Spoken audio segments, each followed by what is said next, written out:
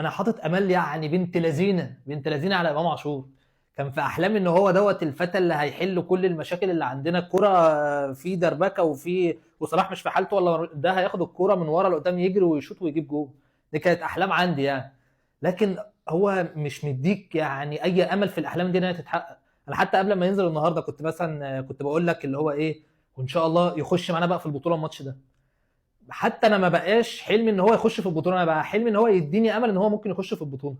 ما بقتش دي موجوده. انا حاسس ان هو يعني، وكمان انت بتلعب خط وسط. خط وسط ده لو انت بصحتك مش هتقدر تعمل اللي في دماغك، يبقى انت كده خسرتك. يعني مش هتبقى موجود خالص، وهنفضل برضو على امل ان هو يستعيد حتى مستواه في اخر ماتش.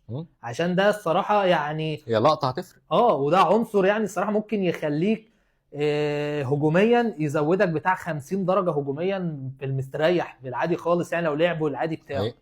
لكن هو مش في مستواه نهائي. وباين قوي حتى في قراراته البساط، ياخد الكرة ويجري بيها، بيجري في اوقات غلط، بيباصي في اوقات غلط.